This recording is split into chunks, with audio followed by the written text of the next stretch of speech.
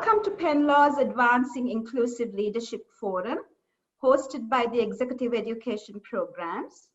Over the course of 4 days, the nation's most distinguished business leaders have analyzed the crisis of leadership in a time of the twin forces of a public health and economic crisis and a mass public reckoning on race and gender equality. Today, this is our penultimate session on our very last day.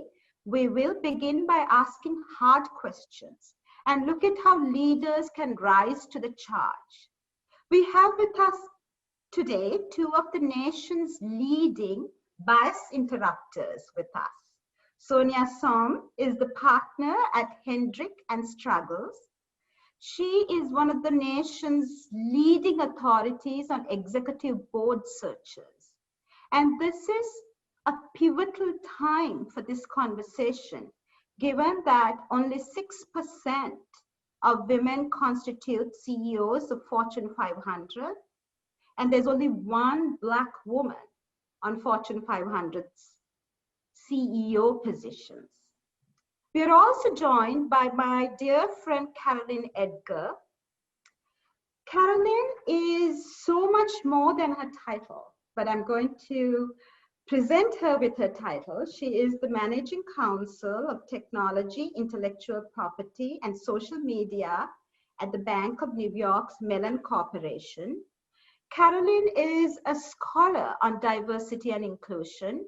She, at every moment, shares with us the Harvard Law School State of Black Alumni report, which covers over a decade of interviews and research done of Black alumni in the legal profession.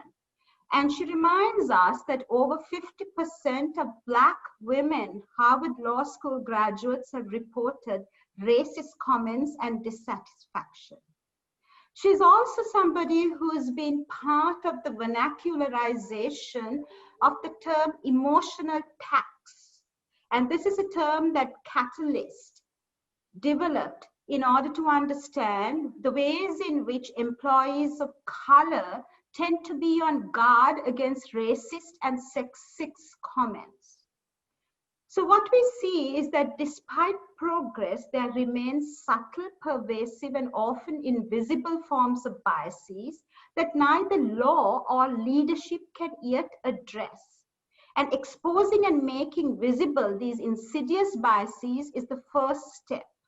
And although women and women of color have found ways to outperform these biases, this has come at a huge cost, referred to by Carolyn Edgar as the emotional tax of women of color in the workplace.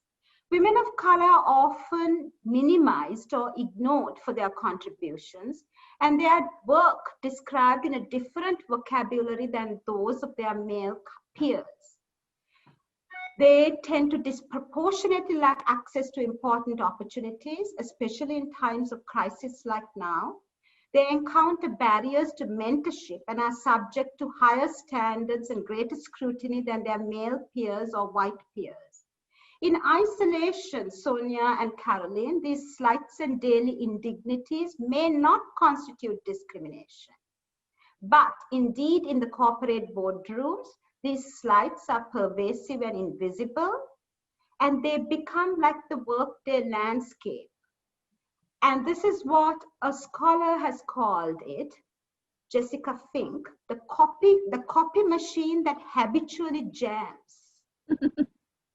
But collectively, the copy machine that habitually jams becomes a pernicious barrier for women at work.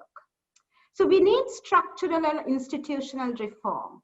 And Sonya, as you know, California's Governor Gavin Newsom just last week signed a law requiring all publicly traded corporations headquartered in California to appoint directors from underrepresented communities to their boards.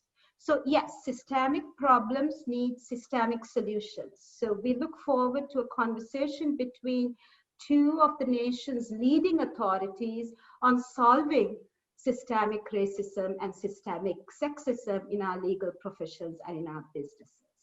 Carolyn and Sonya. Thank you very much, Ranjita. That introduction was amazing.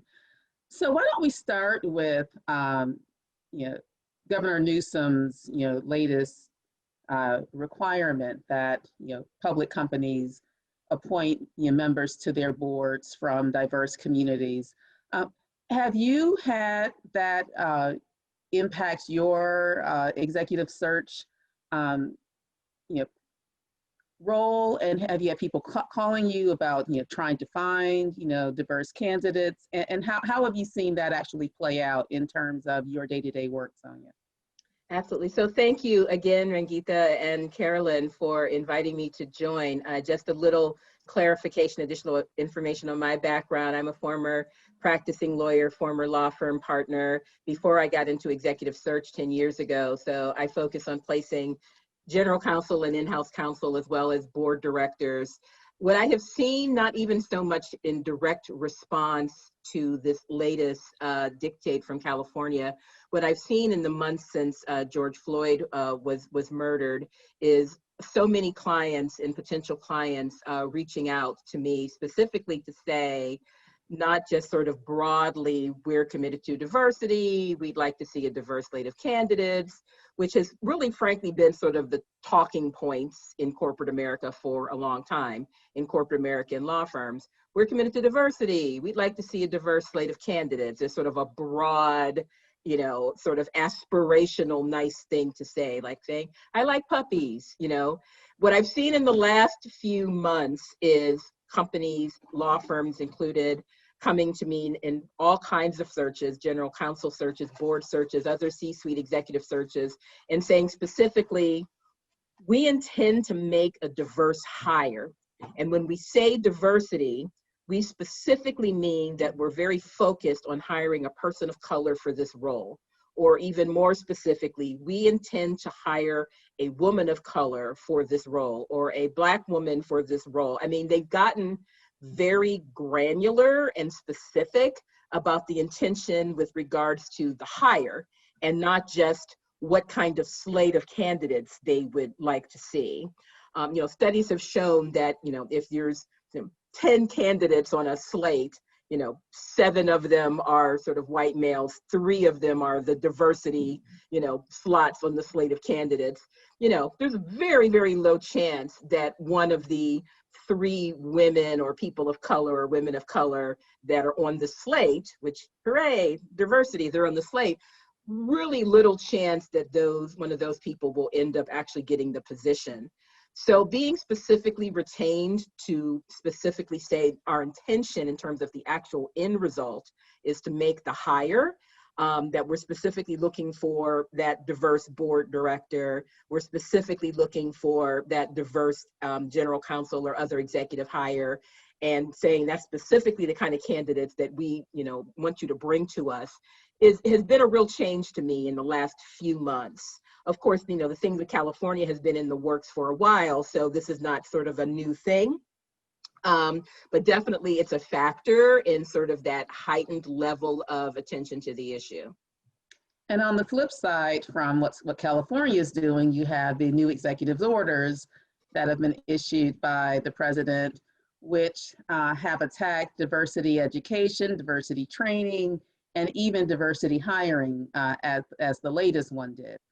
So how have you seen companies struggle with how to reconcile their desire to be more intentional with their need to not run afoul of an executive order that would place them potentially for either losing government contracts or potentially worse? It's all very new, of course, and we're on constantly shifting sands right now. I think every company, in any case, always has to decide what their risk-reward balance is going to be in terms of how far they're willing to push things, where they think the line is. There are some organizations, I think, frankly, fairly few at this point, that are taking a very conservative approach and saying we're shutting it down. I think that's very, very few. Frankly, I think a lot of companies are kind of waiting to see what happens, after the election. I think that even during the last, 4 years, and I'm not going to be partisan here, but I think even during the last 4 years, even as there has been maybe from a governmental standpoint, less of an embrace of diversity, organizations, smart organizations have still understood the value of diversity, both within their organization to make their organizations stronger and better, and also in terms of what their clients and customers are expecting of them. So I don't see companies and law firms sort of saying, oh, I guess we're done with diversity again now, especially 3 weeks before the election. I don't see any companies law firms making any potentially long-term detrimental moves to say, well, we're abandoning D&I. They may be varying levels of cautious and creative in terms of how they try to do what they need to do. But I think most smart organizations understand that they are more effective and they're better and their cultures are stronger and they accelerate when they have diversity within their organization, and that their clients and customers expect that of them.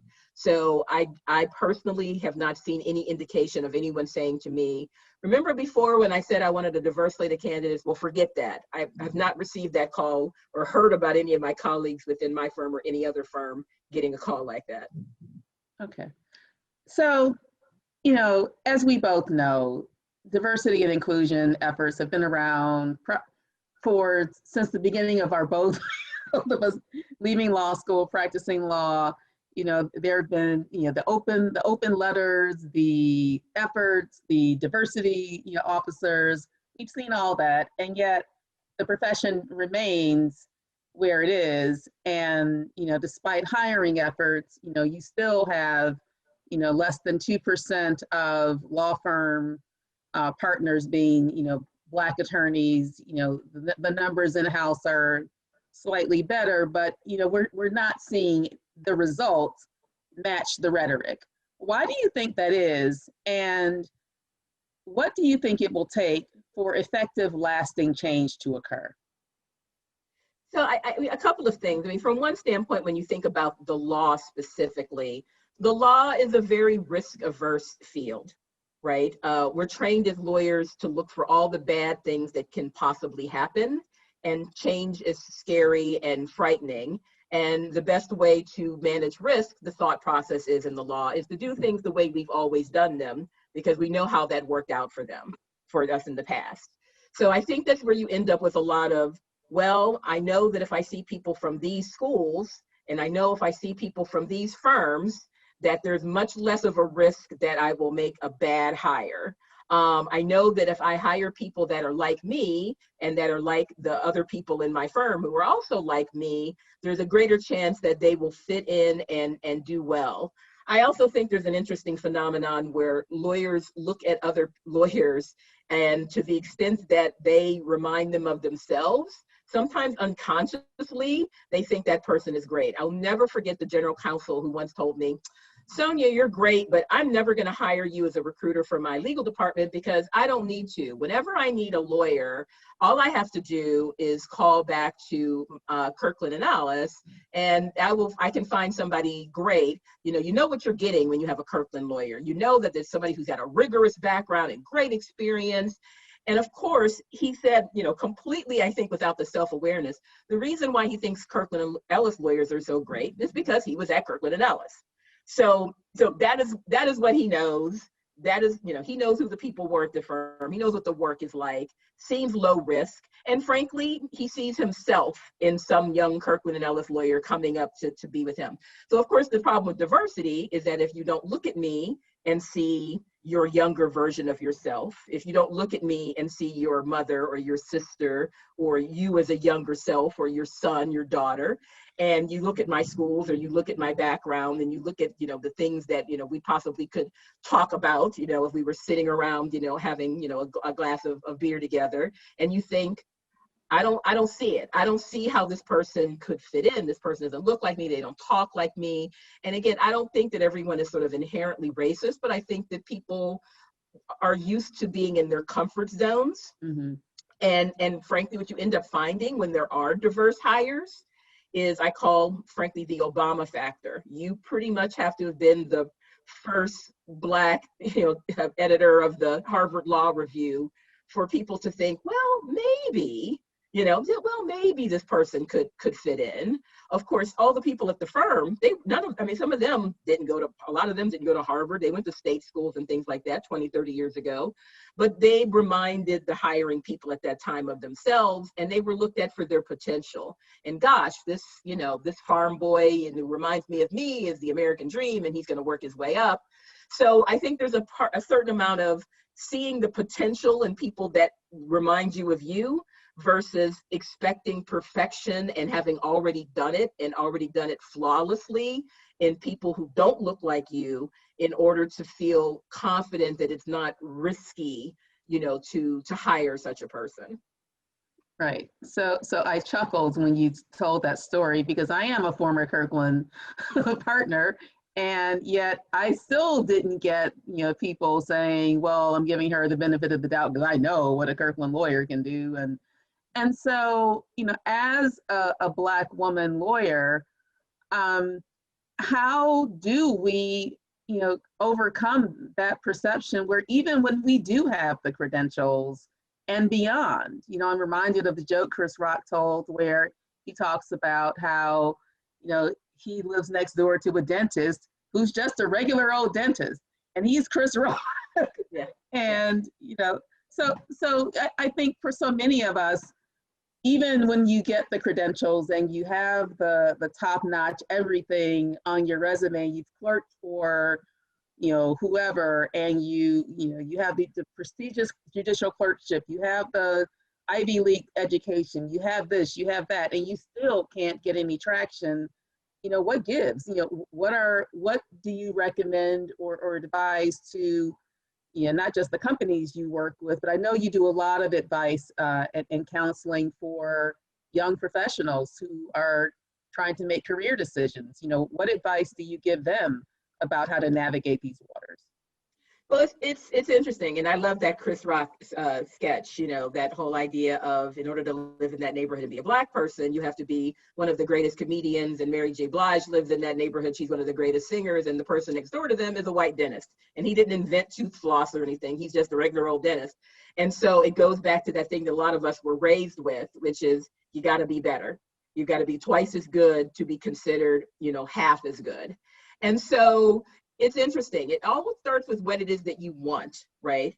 Because I've talked to so many people, and as you know, Carolyn, I have coached a great many diverse general counsels and placed a great many diverse general counsels over the years. And I always start with a real conversation with them, which is, what do you want? Because I can help you get there. I know how to coach you into getting this role and what you have to do and what you have to say. But what are you comfortable with, and how badly do you want this? Right. And that's always a choice that we all have to make. You don't have to do any of this. The question is, what do you want? And as I said to one of our mutual GC friends who was very upset about one search process, and I told her what to do to fix it. And I said to her, well, I need you to write an email to the recruiter apologizing and saying blah, blah, blah, blah, blah. And she was apoplectic and said, I don't want to do that. And I said, do you want to be right? Or do you want this job? Right. I said, because if you want to be right, you and I can sit here for the next 2 hours talking about how it's not fair and you shouldn't have to do this and it should be a different world. And I absolutely agree with you. But again, do you want to be right, or do you want this job? Because if you want this job, write down this email I'm telling you to send. And so she sent the email, recruiter placed her in the job, happily ever after. But I spent a lot of time coaching us, and I don't always feel right about it or comfortable about it, but it's always the choice of the candidate. How badly do you want this job? Is it really all it's cracked up to be? We talk about bringing your authentic self to a workplace, and none of us is 100% our authentic self, right? I mean, if I was my complete authentic self, I'd show up to work in pajamas, right? So that's my most authentic self. So obviously authentic self is a sliding scale. And so we all have to kind of decide where the line is, in the sand, in terms of how much we are willing to give, how much compromise, that we're willing to make, and whether or not we think it's worth it. And then also at a certain point, recognizing that, cultural fit is not just about whether or not the organization wants you. It's about whether or not that's the best place for you and you want to go there. because you may find out that you go to an organization that you've sort of twisted yourself in knots to get them to bring you in. You're going to keep that up for the next 20 years? You know, what kind of toll is that going to take on you emotionally and physically? You know, maybe there's another opportunity out there that's better for you. Maybe this is not the place for you, and maybe there's another place that's better for you. So again, I think it's an individualized sort of thought process that starts with, you know, what are my goals, you know, short-term and long-term, because sometimes it's a chess game. Sometimes it's, okay, I'm going to go and take this position because it's going to give me the skills that I need and the connections that I need to prepare me to go to this other role. So, you know, what are my short-term goals? What are my long-term goals? And, you know, what are sort of my decisions within myself in terms of what I'm prepared to do and what I'm not prepared to do, you know, in order to achieve those short and long-term goals. I think that's right. And I think, you know, that leads to the whole emotional tax discussion, because, you know, so often we do twist ourselves in knots to take these roles because either we need, you know, a certain level of skill on our resume to advance to the next level, or this is the job you're supposed to want and you've been on the hamster wheel for so long you don't know how to get off, so you're constantly climbing for the next credential. And then you get there and it isn't a good fit. It's not, you know, it's soul crushing. It's, you know, all sorts of things that lead to the stories we all tell each other about, you know, all of the experiences that we've all had in these environments. So how does one balance, you know, the need for, you know, career advancement, you know, the ability to put yourself in the position to have the choice to say, I want to go, versus, you know, you're at the beginning of your career and maybe you're stuck. You know, how do you navigate that, especially as a young professional who doesn't really know what they want yet, so they can't answer that question without getting some more experience under their belt? No, absolutely. I mean, I think, you know, when you're younger, like you said, you have fewer choices in some ways because you don't have the brand, you don't have the experience. On the other hand, sometimes as a younger person, you're maybe a bit freer because maybe you don't have the spouse and you don't have the kids and you don't have the mortgage. Right. So in some ways, you know, when you're younger, it's so hard to get the exact kind of position you want, because what are you bringing to the table to allow you to dictate exactly the kind of position that you want? Having said that, when you're younger, that's the best time to really figure out exactly what you want, because now you're not making decisions maybe because of the mortgage or because of the spouse or because of the children's private school education, the golden handcuffs that at some point, you know, sort of kind of clap down on a lot of us. I think there's pretty consistent advice that I give people in terms of always be developing your craft. Work hard, get good, you know, be the best lawyer, best business advisor that you can be. That is job one. You know, develop a great reputation for doing good work, for being on time, for being polite, for being, you know, nice, kind. You know, develop, you know, your skill set, your substantive skills. And really build your brand and relationships. Build your brand and relationships. Relationships matter. Your reputation matters so much throughout your career. I talk at law school sometimes and I say, you know what, if I could go back in time, if I could go back to law school, I'd probably spend maybe 10, 15% less time studying and spend that time cultivating relationships with my classmates. Because frankly, right now, while you're in school, nobody has anything, nobody knows anything. Right. But the ties, the school ties that bind are so deep that people are referring work to each other, they're hiring each other. 50 years in, every day I get recommendations for, in fact, I was just talking to a Black woman GC today who I just placed, who I recently placed. And I just placed another Black woman GC who was introduced to me because they were law school classmates. That's 2 Black women GCs. And in fact, I just told her this morning, I said, oh, did you know I just placed your friend? And she's like, oh, that's my soror, and we were in law school together. These relationships span decades. At a certain point, you know, in terms of experience on paper, there may come a point where 2 candidates have the exact same amount of experience, and there's a tiebreaker, and the person who has the relationship, the person who has the brand, the person who has the EQ skills, is going to beat the person who just on paper can do the job. In fact, you can be less qualified, frankly. And unfortunately, a lot of people are less qualified, but they've got terrific brand, terrific relationships. I'm working on a search right now where someone probably would have been sort of dismissed by the client from the search, except for somebody else called up the client and said, oh, I hear you're talking to so-and-so, you know, they're terrific. And the client's like, oh, really? And I'm like, really? Because like I talked to you yesterday and you were like, no, that's not it.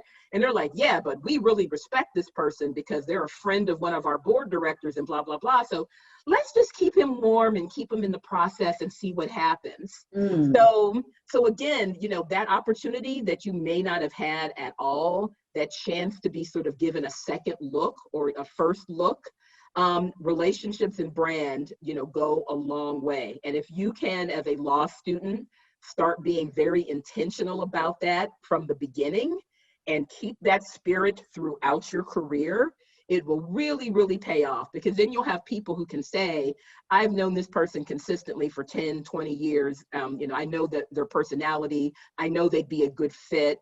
You know, if you're going to give anyone the edge, it should be this person. Someone can vouch for you so that you're not just a stranger on a piece of paper.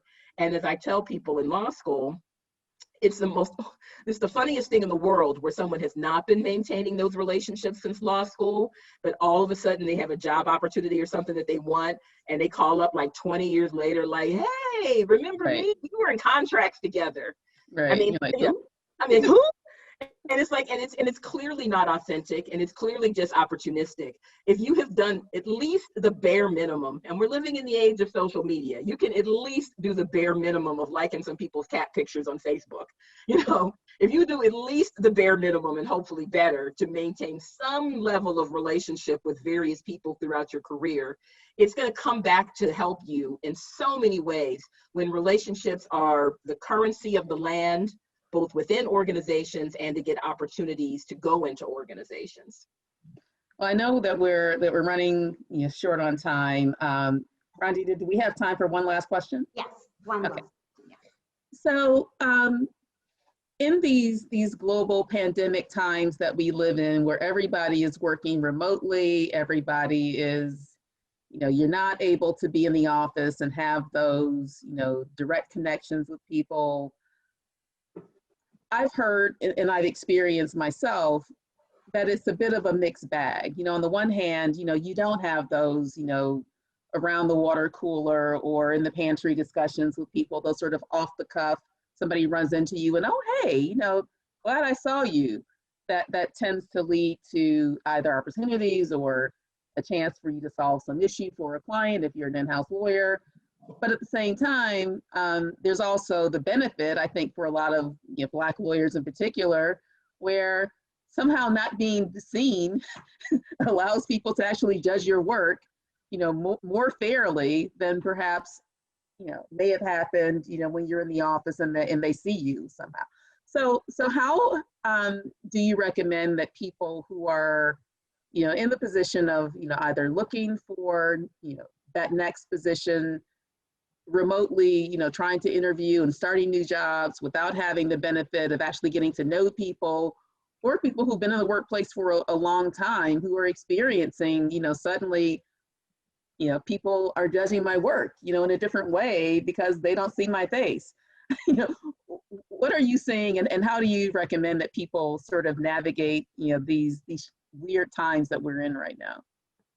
Yeah, I mean, like you said, it's absolutely a mixed bag, right? On the one hand, you're missing out on those informal conversations, grabbing lunch together, having coffee together, even just running into each other in the hallway. That helps you build relationships over time. And so I think that is harder, right, on diverse people who will really already have to try so hard, frankly, to build those connections.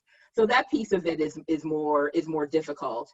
On the other hand, I've heard people say that, especially with all of the social unrest, a lot of people have been very, very glad not to be in the office having to answer questions about what they think about George Floyd or things like that, something that could be very emotional for them, not having to be in the workplace, having to navigate how to properly respond to those sorts of discussions that perhaps they'd rather not have outside of their families or communities. I think the end result is the same to me, which is be intentional about your communications. And I think you have to be particularly intentional now to make sure you're still getting some kind of visibility and some ability to, build relationships with people in the ways that we have. So you have to exert yourself more. You can't just wander up and down the halls and see who's around. You're going to have to make it a point of calling people, make it a point of, emailing people, scheduling calls, scheduling Zooms. I know we all have Zoom fatigue, but I think there's a reason why people want people to be on camera more, because people feel more connected. Using social media, just really being intentional about people not forgetting about you while you're not sort of directly in front of their face. And frankly, I think it's an opportunity to build authentic relationships where when you ask someone, hey, how are you doing today? Hey, how's it going for you?